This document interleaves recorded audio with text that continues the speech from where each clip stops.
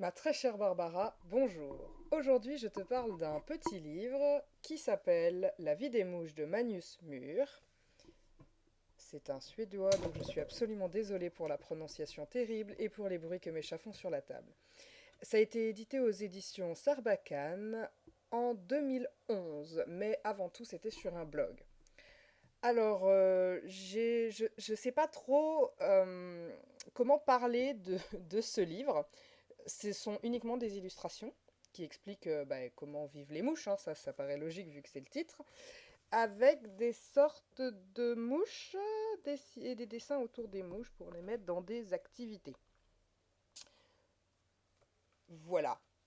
C'est un livre que j'ai trouvé, je crois, sur une brocante ou à Gilbert Joseph, enfin un truc dans le genre. Et en fait, j'ai trouvé ça plutôt moche, j'avoue, et plutôt horrible, et donc totalement indispensable à avoir, n'est-ce pas? Je veux dire, ça fait quand même partie des incontournables d'une bibliothèque faite d'étrangetés. Voilà, donc il y en a des dizaines, hein, parce qu'il y a quand même pas mal de pages, je peux t'en donner au hasard quelques-unes de plus.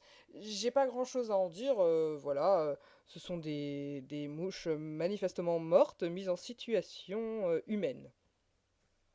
Et c'est franchement drôle.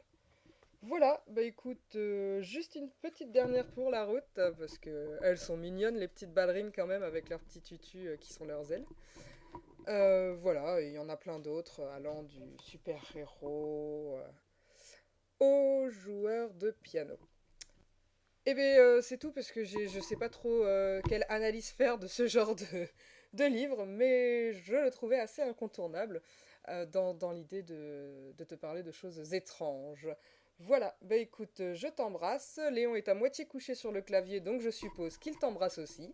Et à une prochaine fois. Salut!